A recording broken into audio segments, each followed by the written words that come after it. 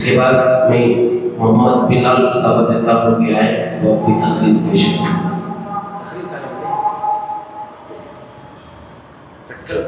سید عظیم ابن سید ندیم کو دعوت دیتا ہوں کہ وہ آئے ذکر کی فضیلت کے بارے میں پیش کریں۔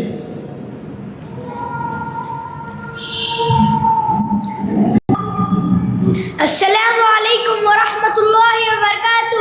الحمد للہ وقفا والصلاة والسلام علی رسولہ المصطفیٰ، اما بعد، قال تعالی فاذکرونی اذکرکم وقال ولذکر اللہ اکبر، صدق اللہ العظیم۔ حضرات اکابر، معزز حاضرین، پیارے دوستو، اللہ تعالیٰ نے اپنی یاد کے لیے ہمیں مختلف عبادتیں عطا فرمائی ہے۔ نماز، روزہ، حج، صدقہ، خیرات، یہ سب اس کی شکلیں ہیں، لیکن ان تمام عبادتوں کے ساتھ ہمیں ایک مختلف عبادت جو ذکر کی شکل میں عطا فرمائی ہے، جو عبادتوں میں سب سے آسان ہونے کے باوجود سب سے افضل ہے، جس کے بارے میں خود اللہ تعالیٰ فرماتے ہیں وَلَذِكْرُ اللَّهِ أَكْبَرُ، اور اللہ کا ذکر سب سے بڑی چیز ہے۔ حضرات، آج ہمارا نام کسی بڑی مجلس میں آ جائے، کوئی سرکاری آدمی کسی مجمع میں ہمارا تذکرہ کر دے تو ہم کتنا خوش ہوتے ہیں۔ ہم اپنی خوش نصیبی پر پھولے نہیں سماتے، لیکن یہ کیا خوش نصیبی ہے جو ایک وقت کے بعد ختم ہو جائے گی۔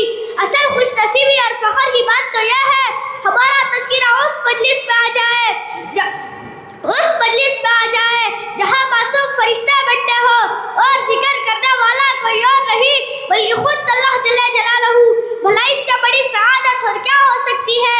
ارشاد ربانی ہے فاذکرونی اذکرکم، تم مجھے یاد کرو میں تمہیں یاد کروں گا۔ حضرات اکرامی، ذکر کے اتنے فائدے ہیں، انہیں چند لفظوں میں بیان نہیں کیا جا سکتا۔ علامہ ابن القیم جوزی رحمۃ اللہ علیہ نے ذکر کے 100 سے بھی زیادہ فائدے لکھے ہیں، ان میں سے ایک آپ بھی سماعت فرمائیے۔ فرماتے ہیں ذکر شیطان کو دفع کرتا ہے، اس کی قوت کو توڑتا ہے، اللہ کی خوش ندی کا سبب ہے، دل سے فکر و غم کو دور کرتا ہے، قلب میں فرحت و واسطہ پیدا کرتا ہے، چہرہ اور دل کو منور کرتا ہے، رزق کو کھینچتا ہے، ذکر کرنے والوں کو حلاوت کا لباس پہنایا جاتا ہے۔ ذکر دل کے لیے ایسا ہے جیسے مچھلی کے لیے پانی ہوتا ہے۔ ذکر اللہ کی برکت سے زبان لغویات سے محفوظ رہتی ہے۔ چغل خوری، جھوٹ، بدگوئی اور غیبت سے زبان کی حفاظت ہوتی ہے۔ ذکر کی مجلس فرشتوں کی مجلس جیسے ہوتی ہے۔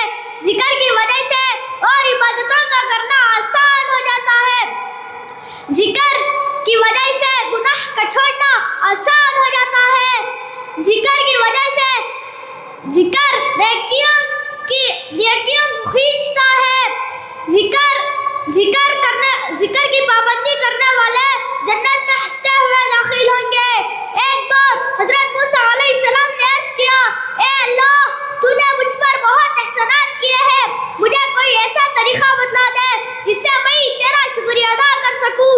تو اللہ تعالیٰ نے فرمایا کہ اے موسیٰ، تو جتنا زیادہ میرا ذکر ادا کرے گا اتنا زیادہ تو میرا شکریہ ادا کرے گا۔ تم اپنی زبان کو میرے ذکر میں ترو تازہ رکھا کرو۔ محترم حضرات، ذکر کے اتنے فضائل معلوم ہونے کے بعد ہمیں چاہیے کہ ہم اٹھتے بیٹھتے اللہ تعالیٰ کا ذکر کرتے رہیں، اس کی یاد کو اپنے دل کا قرار بنائیے تاکہ کل قیامت کے دن کوئی وہ حسرت و افسوس